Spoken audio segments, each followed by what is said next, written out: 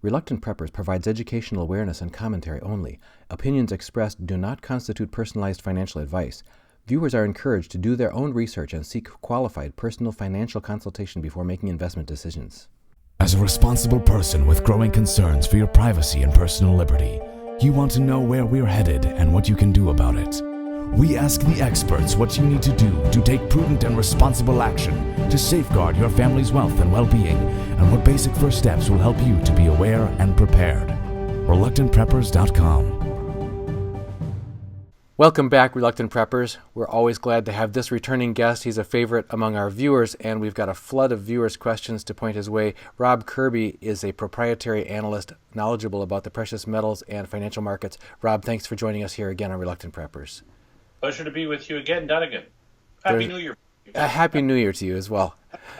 Yeah, there's no doubt that people are concerned about financial risks as one of the main concerns that they have, because we've seen a lot of volatility increased in the last couple of quarters in the major stock market indices. We've seen near inversion of the yield curve and so on. But we wanted to go ahead and jump in right away with a new question from a viewer that has to do with a topic we've discussed a couple times in the past that you were mentioning that in our pre-interview talk that you had some new insights into. Victory CSA says, according to Catherine Austin Fitz, the recent changes in the accounting laws under FASB 56 means that all federal agencies and their budgets are no longer subject to any public audit and are no longer subject to any public oversight. In effect, the entire federal budget is now a black budget, meaning the deep state is accountable to no one, and the money in the U.S. Treasury goes out the back door to private corporations. And another person, Michael Gusovsky, says, I just watched the Hunter Fitz interview last night. She made some very strong claims like you've outlined, and it would be great to get a second opinion. So we're coming to you and saying, you've mentioned in the past research done with Catherine Austin Fitz as well as Dr. Mark Skidmore about $21 trillion of missing federal money so far.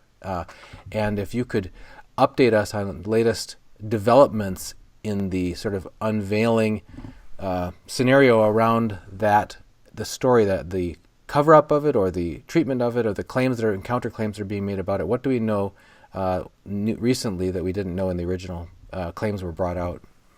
Well, to bring people up to speed a little bit, it was late last year that somebody closer to the mainstream, and I believe it might have been NPR, did some investigation into Skidmore's work. And then they went on to conclude or insinuate that Skidmore didn't believe that this missing 21 trillion was real money. And this is a complete and utter fabrication and a mischaracterization of what Dr. Mark Skidmore believes, and I know this because I speak with him directly, and I speak with Catherine Fitz directly, and they have both stated that these inferences that were drawn, making claims that this missing 21 trillion wasn't real money and might have been what was described as a plug. Well, Mr. Skidmore, or Dr. Skidmore, made no such claim, and doesn't hold that to be a belief of his own. And not to say that Dr. Skidmore knows exactly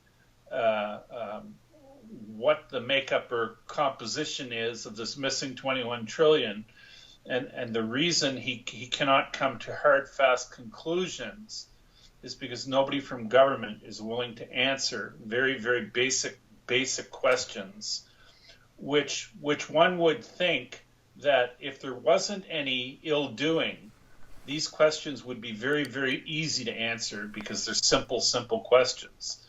And it's really raised Dr. Skidmore's eyebrow that he can't get answers to extremely simple questions regarding the procedures involved in the assembling of these budgets and of these numbers, that which he really can't make direct.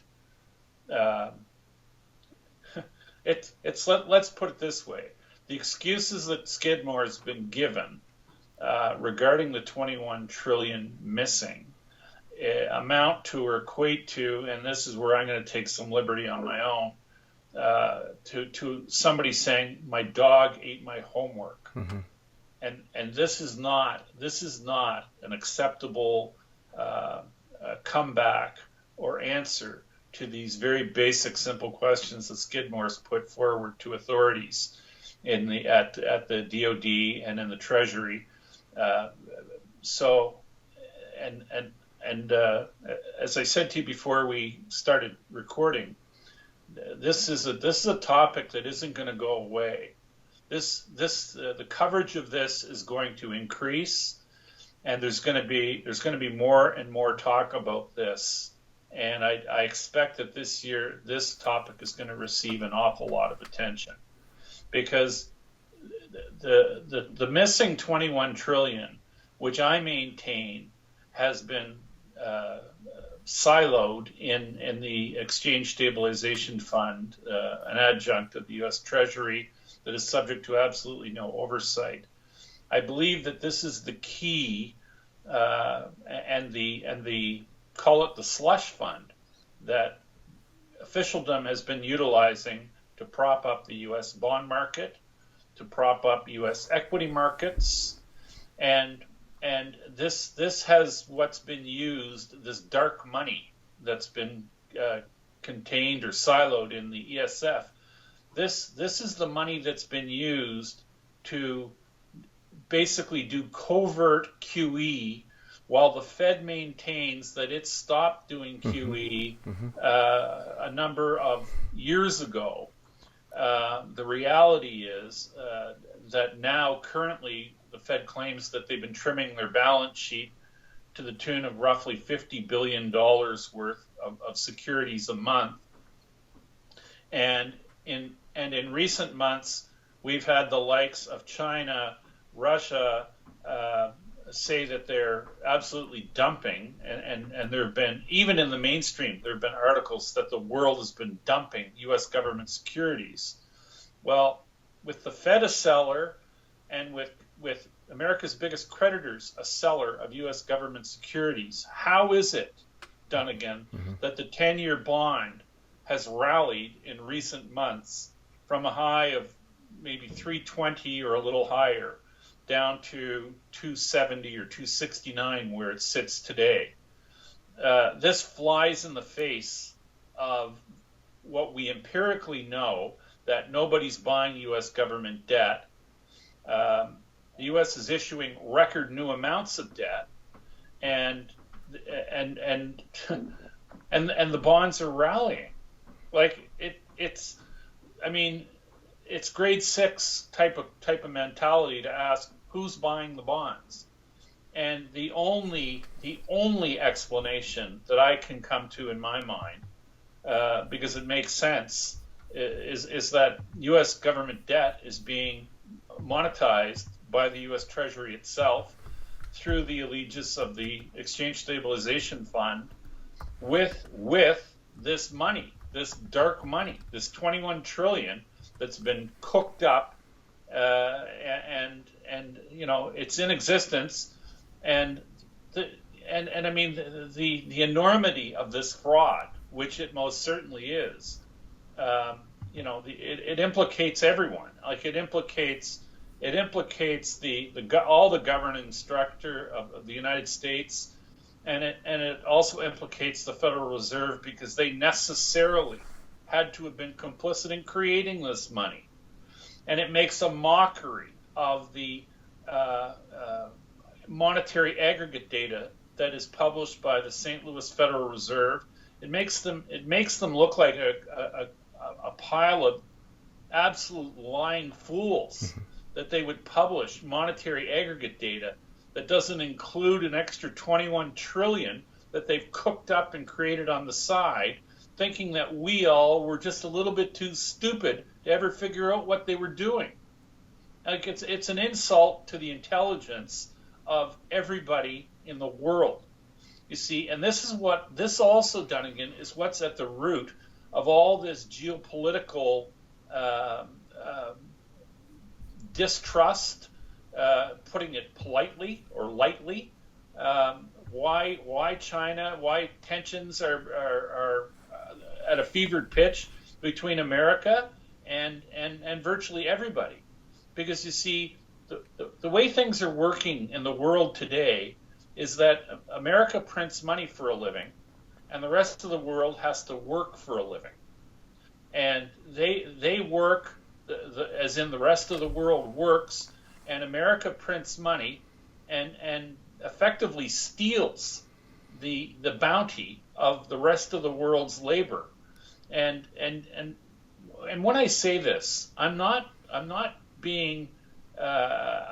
directing anger or heat towards rank and file Americans. Yeah, it's not about the American people. Got that. It's not about the American people. It's this. We're talking about a corrupt gang of globalist dirtbags who have seized control of America and are using America like a dirty rag doll, and using the American military to engage in military adventurism all over the world, to recreate the world in some crazy fascistic image that they've concocted on their own. And there's no doubt in my mind that this globalist entity is in bed with the Democratic Party and a lot of the mainstream Republican Party in America. And these people have absolutely pulled a number that is, it's colossal fraud against humanity. And the reason why the establishment is so absolutely hair on fire upset with Trump, in my view anyway, is that Trump wants no part of this. And Trump doesn't come from the same side of the tracks as these globalist dirtbags who have commandeered the leadership apparatus in America. Trump is anti this. And this is the true nature of why they are doing everything in their power to denigrate him and to smear him and to try and remove him from power. So this 21 trillion, like I say, this is a big thing, and I think it's going to become a much bigger thing this year. And the U.S. government canceling accounting for all government is not going to stop this issue from being raised and being given ample treatment, at least in the alternative press. Yeah, and the fact you mentioned your prediction that it will be getting closer coverage, that they'll be unavoidable, they'll be forced in, that the mainstream press, or so-called the corporate press, will be forced into eventually having to cover this year. There's three things you touched on in there that echoed input that we've gotten elsewhere. Gregory Mannarino talked about when you talk about the Exchange Stabilization Fund intervening in markets, not only you mentioned the bond market, he mentioned in the equities market, the stock market, that despite any amount of bad corporate earnings reports, store closings, and faltering low profit warnings from Apple, we've had even J.P. Morgan failing to deliver on 10% or more below expected earnings now, and yet stocks continue to drive higher. And he talked about just as his Obama era stock market. It also reminded me, you talked about ESF directly intervening in the bond market, that despite even the downgrade yesterday, January 10th, we had from London Reuters, Fitch reiterating its warning on Wednesday that the United States could lose its prized AAA credit rating if the country's debt ceiling is not raised in coming months. So you've got threatened downgrades of the U.S. Debt rating, and yet, as you mentioned, so much mystery buyers of the bonds that it drives the short-term interest rates down. And then you mentioned militarism globally at the Ron Paul Peace and Prosperity Conference in Washington, D.C. He had several speakers, including retired military and others, talking about the absolute unjustifiable nature of the over spending and over involvement of the U.S. military, misuse of the U.S. military in adventures outside our right and proper sphere of influence, and to protect our borders, that sort of thing. And we've also had Dr. Vieira on talking about the role of the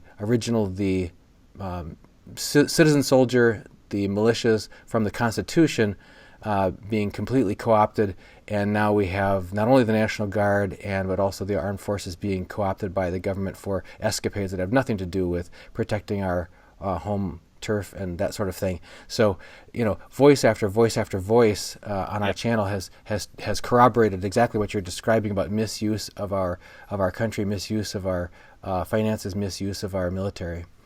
Yeah, and a couple of points I think that's very worthy of mention here. When I speak in terms of how this issue is not going away, this is another manifestation of the rise of populism, Dunnigan. And populism is rising everywhere in the world. We're seeing it with Prime Minister May basically being told, she's basically being shown the door. Mm-hmm.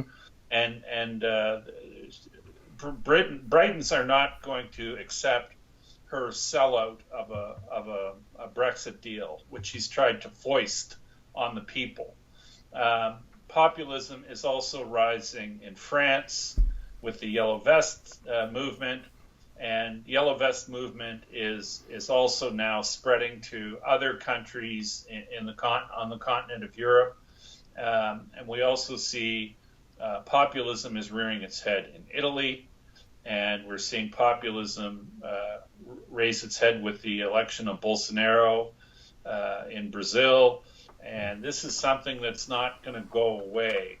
And another thing that you mentioned just a little bit earlier with regards to J.P. Morgan, who announced a miss on their quarterly results. I believe it was just this morning.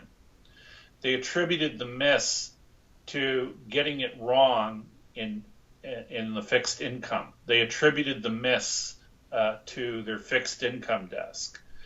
And let me explain to you the importance or the significance of JP Morgan missing it because of fixed income activity. JP Morgan has a derivatives book somewhere in the neighborhood of 50 trillion in notional. And 80% or thereabouts of that 50 trillion in derivatives are interest rate contracts, and with a very significant portion of that being interest rate swaps. And interest rate swaps have embedded in them bond trades. And of course these institutions claim that their interest rate swaps are all hedged, but let me explain something to everybody. The hedges, when you have a book of maybe 40 trillion in interest rate contracts, derivative contracts on your books or off your books, and you claim it's all hedged, the hedges are dynamic, and the hedges themselves change value in very fast markets in fixed income. Those hedges can change value very, very quickly. And if they've got it wrong on the fixed income side, the likelihood that there could be some sort of a whoops on their interest rate derivative book rises dramatically. And you see, if an institution like J.P. Morgan gets it wrong, maybe to the tune of 2% on a $40 trillion book, 2% of 40 trillion is more money than J.P. Morgan has capital. So we could see some very unexpected lightning bolts out of a blue sky type of events in the major banks in America with their derivatives books. Because if JP Morgan got it wrong in fixed income, I'd be willing to bet you a roll of quarters that Bank of America, Citibank, Goldman, and Morgan Stanley very likely got it wrong also. And these things are set up like daisy chains, and if one link breaks in the chain, the chain stops looking like a chain, and instead it takes on characteristics of dominoes. And when they start falling, they can fall very fast and very extensively. So that's something that people might want to keep an eye out for as we move forward here over the next number of weeks and months. Well, thank you for that update on the 21 trillion and why it's important, and why we might be seeing why you have increased confidence and corroboration that it's actually showing up in these places where there seems to be no other explanation but this huge invisible hand holding up the equities and holding down the bond rates. Yeah. The other thing, Dunnigan, Skidmore and Catherine Fitz are not going to let go of this very easily. Good. And to me, based on my communications with them, it's like they have they're treating it much like the way a dog treats a bone. They've got a good grip on it, and they're not going to let go. So there's going to be more and more and more discussion and revelation, and it's going to be very topical. So anyway, be interesting to see. Yeah, we're looking forward to any revelations of the truth that can help to dispel some of the bizarre upside downness to a lot of what we're being told or not told. We've got another question. I don't think I can pronounce this person's name because it's a bunch of consonants all in a row. Asking, I thought for a while of moving to Canada. I no longer feel Canada or anywhere else like South America will be any different from the U.S. Any perspectives from someone who's wanting to find a jurisdiction that reduces their risk of financial or loss of liberty about comparing the U.S. versus Canada or any other jurisdiction? Well, I mean, I live in Canada, and to me, Canada is Canada with its current leadership, which I am not a big supporter of. Canada resembles a rudderless ship to me, but an awful lot of countries in the world resemble rudderless ships to me right now. And I mean, I've lived my whole life in Canada. I'm sort of I'm a little bit on the fence in terms of thinking about another jurisdiction to go and set up shop. My feeling is, would I want to necessarily jump out of the pot to jump into the fire? I'm comfortable, or I'm comfortable from the standpoint that Canadians are my countrymen.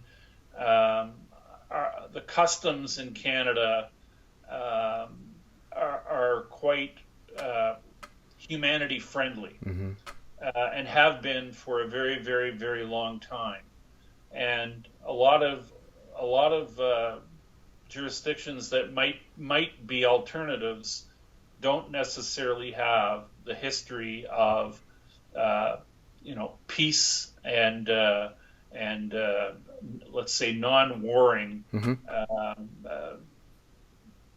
and for that reason, I'm going to stay put where I am, and I'd rather stick it out with the buggers I know than buggers I know nothing about. So I guess that's really what it comes down to. But I wouldn't take my comment as a vote of confidence. Gotcha. In this country at all, because we are a boat drifting, rudderless. Yeah, just today today, folks, is Tuesday, January 15th, 2019. Gregory Manarino in his TradersChoice.net post-market wrap-up talked about what is the difference, he asked, what is the difference between President Trump's current policies and the way that he's working with his central bank, the Fed, versus the policies of other world leaders and the way that they're working with their central banks. And he put a big zero up there to say that we're seeing such a lockstep unanimity among most countries and their central banks of easy money policies and buying down interest rates, et cetera, propping up equity markets. Well, I mean, listen, there is a difference between Trump and other leaders. I mean, I look at, in Canada, I look at our Prime Minister, Trudeau. To me, Trudeau is a globalist, absolutely, and Trump is not a globalist. But that does not mean that I'm going to pack up my bags and try to move to America anytime soon, because I think America has bigger issues that it's facing. I think Trump has issues that he's facing that are going to be extremely difficult to deal with, because I think Trump is very aware of the. I think Trump is aware of the 21 trillion that's missing, and what's happened, because he would have to know. I mean, I don't envy Trump for the position he's in. I think I've said it on with you in the past. To me, Trump has been thrown into the wheelhouse of the Titanic after they stopped for ice, and I don't think anybody being in that position. When I look at the leader of Canada, Trudeau, I mean, he's just a willful idiot who is he's either doing what he's told or he's playing a game where he's being aggrandized by a bunch of people that would do him in quicker than you could say, it's a fraud. But this is what happens when you elect as your prime minister a drama teacher from middle school. Sad story, but that's what we got. So we got a bad hand of cards, and we got to play them here. So America, on the other hand, has a leader who is anti-globalist, and that to me is, that to me tells me that America maybe has a shred of hope. It is worth something to think that you've got at least somebody along the chain who's willing to fight to try to keep some kind of liberty or autonomy at the level that it can closer to you, and not just hand over the keys to global interests. Jeffrey Messina asks, is junk silver safer than Eagles? And do you believe there will be confiscation? So two different questions. Is junk silver safer than Eagles? In terms of safety, or in terms of maybe recognition by people after some kind of a disturbance or an upset or a collapse, do you think there'll be any? No, I don't. I mean, I think junk silver, and when we talk about junk silver, we're talking about currency that was formerly in circulation prior to 1967 in Canada, and maybe 66, I believe. 64 and below, so before 65 in the U.S. Yeah. You're talking about old minted silver currency, nickels, dimes, quarters, and half dollars and dollars. To me, it's all silver bullion, and I think silver bullion is one of the most undervalued assets on the planet. So, whether you hold your silver bullion in the form of junk silver or silver eagles or silver maples, to me isn't such a big deal, because I think they're both very good. And dealing with confiscation, am I worried about it? In Canada, I think the chances of it are zero. In America, America has confiscated metal before, but at the end of the day, if they tried to confiscate it, I think that the effect of trying to confiscate silver at this point in America would be maybe as reckless as trying to confiscate guns. Mm-hmm. And I just don't think people are going to give up their silver or their guns very easily. I remember a quote from Obama partway through his administration commenting to some group, and I don't know who he was speaking to, and he said it looks like he's done well for the firearms industry, because since he got into the presidency, the sales went nowhere but up. Yeah. I mean, if anybody asks me to turn in my silver, I mean, I just don't have any. Yeah. So there you go. A Munham 3 says, what is going on with the EFPs, exchange for physical? Why is the Comex allowed to transfer 2.8 billion ounces of silver buying pressure over to the London Bullion Exchange last year? The annual world mine supply is about 800 million. How can they allow 3.5 times the annual silver production to be transferred like this? Whose economic interest does this serve? Yeah, well, the Comex is a lot of people view the Comex as some sort of symbol of freedom. And Comex is anything but a symbol of freedom. And Comex is really like a very exclusive private country club. And they make their own rules. And if you're doing something that they don't like, or if they just don't like the way you look, or if they don't like the way you talk and walk, they'll throw you out of their club. So, and if you don't believe me, ask the Hunts, because the Hunt brothers tried to corner the silver market back in 1980. And what the Comex did was change all their rules. And they changed the rules and inflicted rules on the Hunts that they could no longer buy Comex silver. They could only liquidate. So that made the Hunts sellers, because they could no longer buy. And so their game was up. And what people fail to recognize, at least I believe, is that they're a private club. And if you go, well, how did they get away with it? The same way that Facebook and Twitter and Google can censor and evict conservative commentary off of their platforms by claiming that, they're a private company and they basically can do whatever they want. And I mean, it's absolutely censorship what they've been doing, and they get away with that because that's just the way it is. And it'll be that way until it isn't that way, and what it will take to change the censorship in the social media circles. It'll take action on the part of the Department of Justice and likely antitrust or RICO statutes being invoked, and maybe breaking up some of these big social media companies. But and likewise with the Comex, supposedly a bastion of free market price discovery, which is completely and utterly laughable, because I mean everything about Comex, it's a working crime scene every day, with the amount of gold and silver that gets transacted.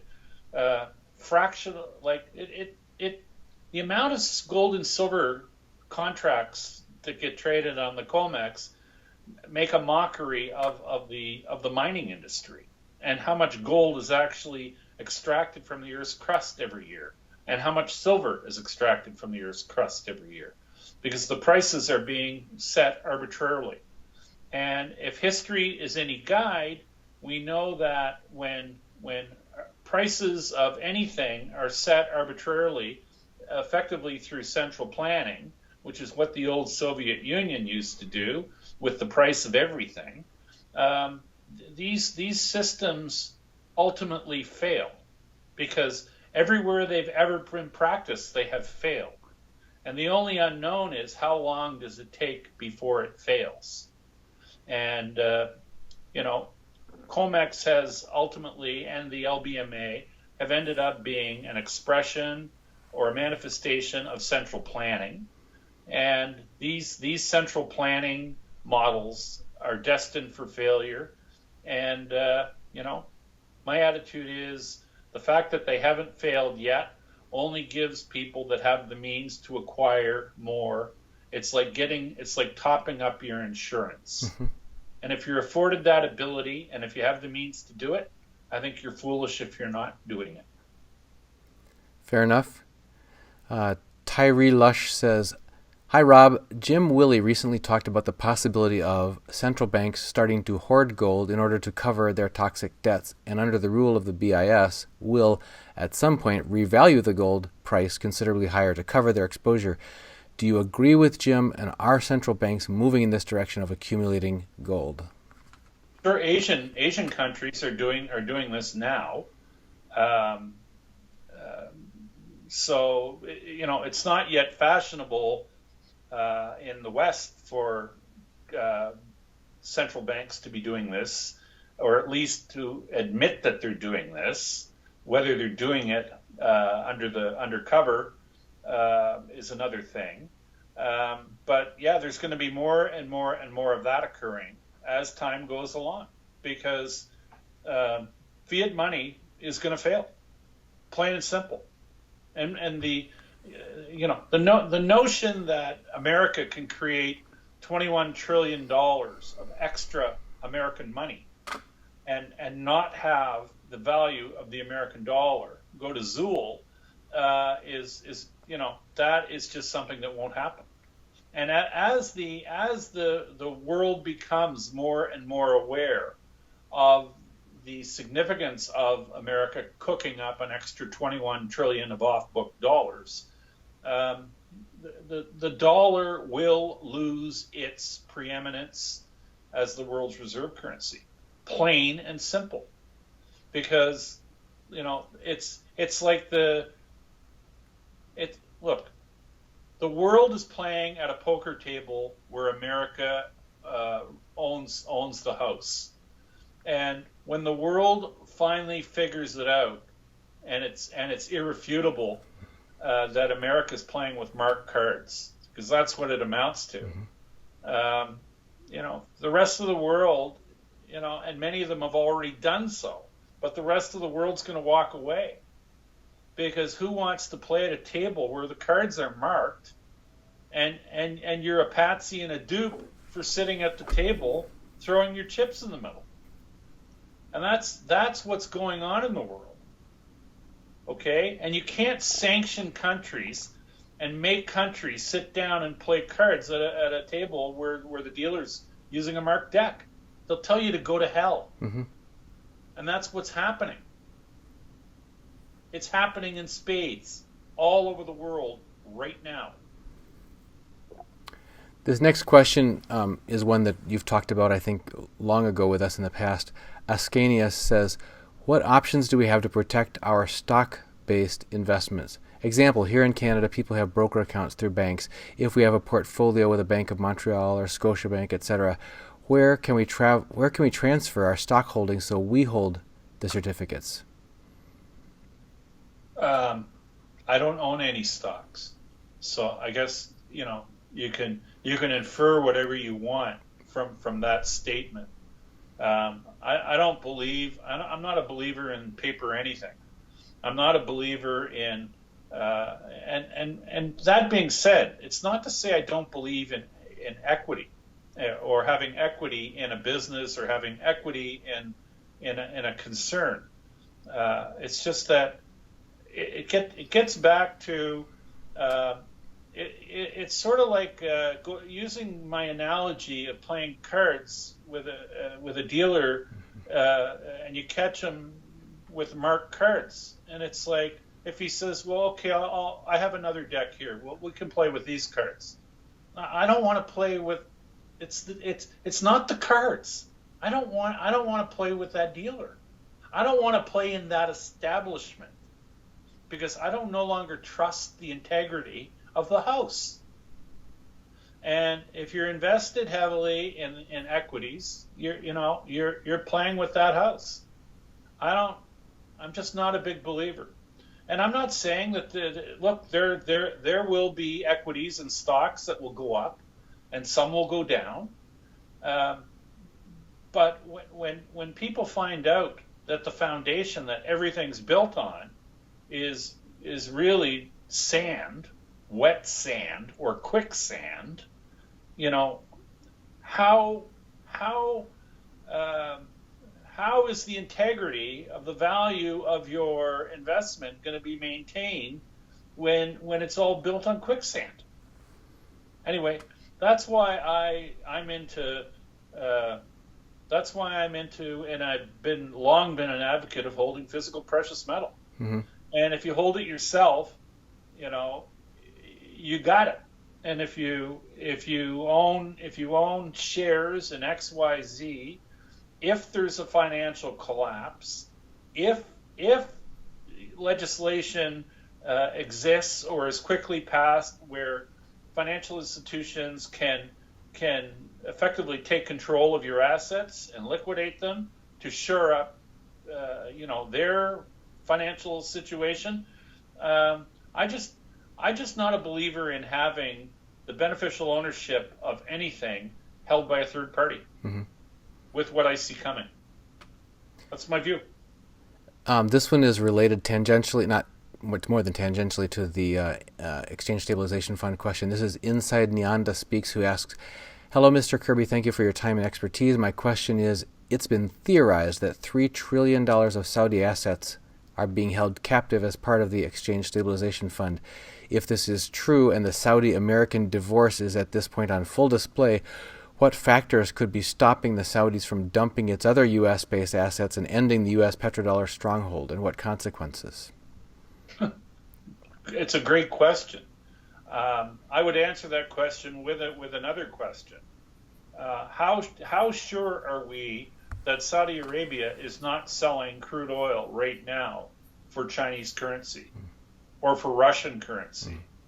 The reality is, if they were doing it, they would never admit it publicly. And if they were doing it, I think they'd be actually helping themselves and doing something financially intelligent. Mm-hmm. So, and the Saudis are also known, have long been known to be huge holders of physical metal. So, I guess more or less answers your question. Fair enough. New World Forward says most of the Western world has, since the last crisis, implemented a legal framework for bail-in procedures in case of bank failures. Do you think this was done in preparation for the next crisis? If so, how do you see a bail-in scenario play out, and how would we, savers and workers, be affected by it? Well, I mean, the working model for bail-ins is Cyprus, where it was implemented. And it's, how could I envision it being implemented?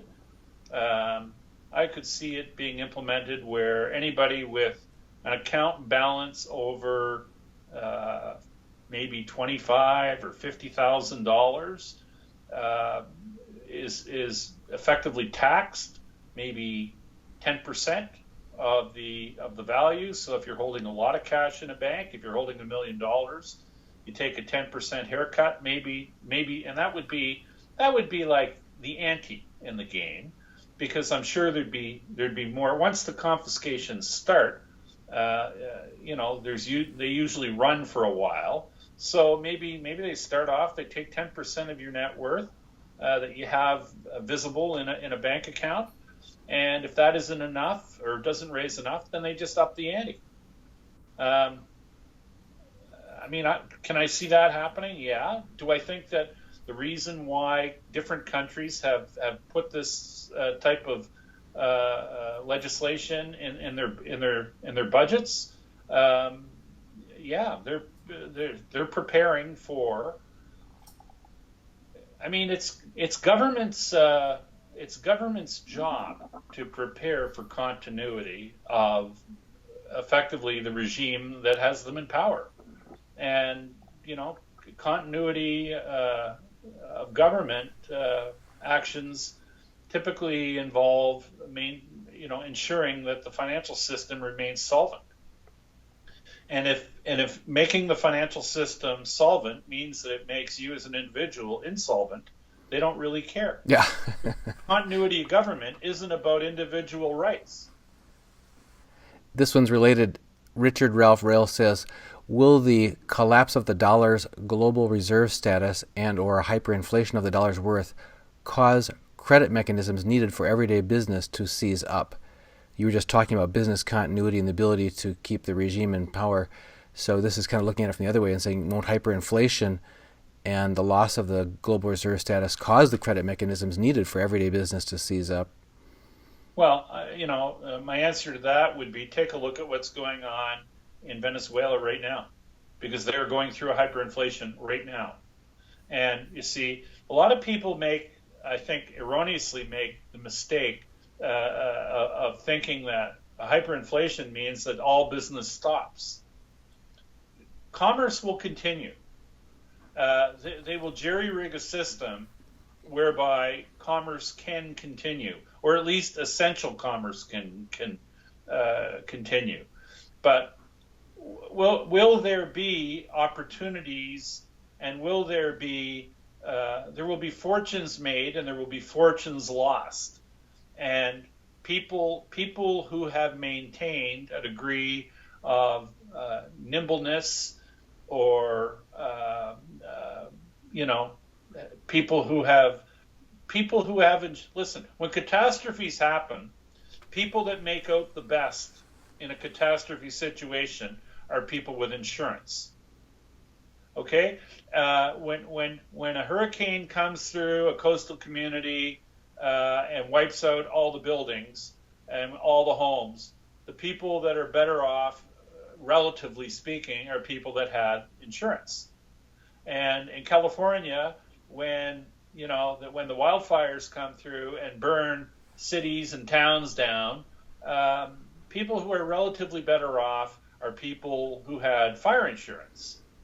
And sure as shooting, when there's a financial calamity, people that will be relatively better off will be people who had financial insurance. And what financial insurance is gold and silver.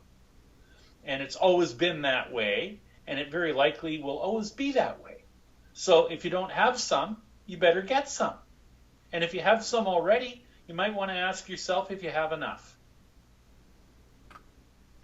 This one circles back to a question you were talking about in the beginning about the derivatives complex.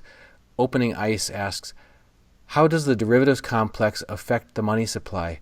How has Deutsche Bank and several other big banks managed to lower their derivative holdings? In Deutsche Bank's case, I believe it's from $72 trillion in 2013 to $55 trillion in 2017.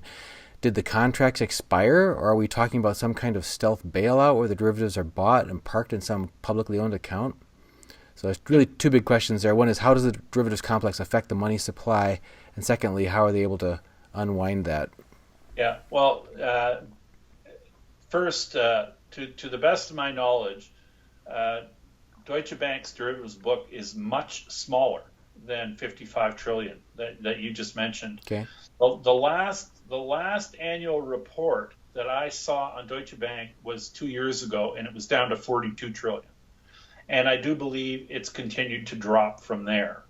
And the reason it's dropping is because the German financial regulator, BaFin, has ordered Deutsche Bank out of those markets. Just as they ordered Deutsche Bank to get out of the gold market, which they did after admitting that they were involved in rigging the price of both gold and silver. And then they closed their book. They exited I believe it was the London silver fix they were engaged in, no longer. And I believe they've closed their gold desk completely. And sorry, and the other part of that question was? How does the derivatives complex affect the money supply? Well, how does it affect the money supply? Well, derivatives do have, they all have a maturity, okay? So when a bank has a $50 trillion notional derivatives book, they might have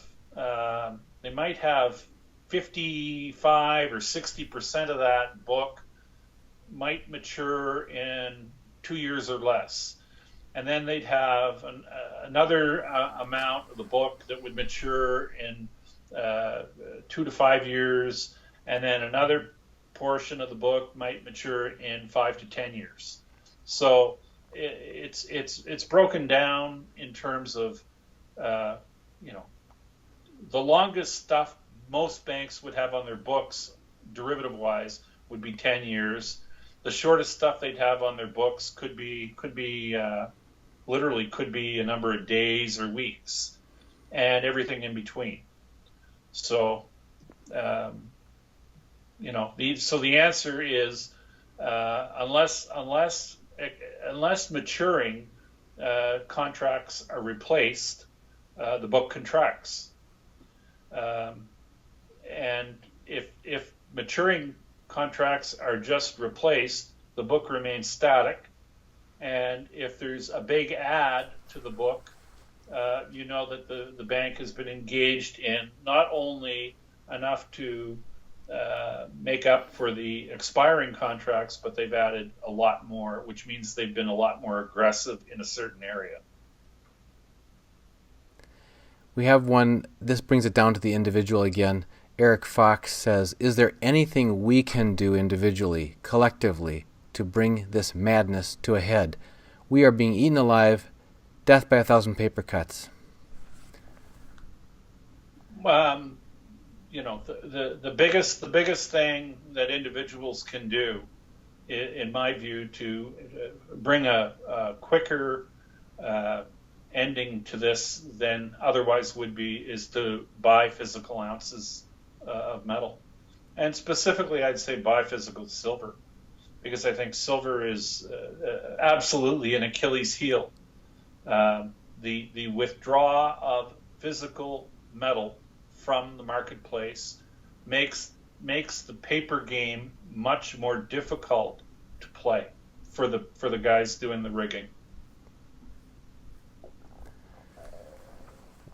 I think that we're just about out of time. Rob, as always, we'd like to give you the last chance. You've been fielding with quite a lot of generosity, a lot of our viewers' questions. But as far as what you're watching most closely, it sounds like you're in close contact with some frequency with both Castor and Austin Fitz and Dr. Mark Skidmore. So one of the things it sounds like you're really watching closely is the unfolding saga of the revelations around the missing $21 trillion and where it's being used. Anything else that you want to leave with our viewers about things that they should be paying attention to that they're not hearing about on the corporate media? Well, I guess more than anything, try to deprogram yourself, or try not to watch mainstream news. CNN is poison. CNBC is poison. The New York Times, the Wall Street Journal, the Washington Post, they're all poison. And, the alternative press is the real press now. And this is what has the globalist entity very, very concerned and very worried. We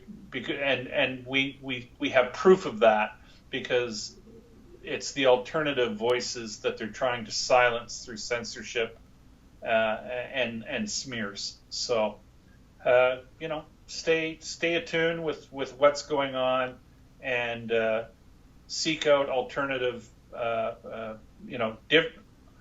differing alternative voices in the alternative press, because that's where you're going to get real goods. Rob, thank you so much for joining us again, and always sharing your insights with us and your perspectives with us here on Reluctant Preppers. Pleasure being with you again. And folks, if you want to help support this independent voice, remember that we are vulnerable to being demonetized or kicked off of YouTube, for example. So any support you can give us at patreon.com/reluctantpreppers will be of great help. So look to you next time. Rob, thanks for joining us. My pleasure. They say the stock market crashed today. Yeah, I heard that. Sounds like people's retirement accounts and savings accounts are going to get bailed into the banks. Yeah. Looks like pension plans and Social Security are going to get suspended too. I know. Sure, I'm glad we decided to put our money into gold and silver instead. Me too.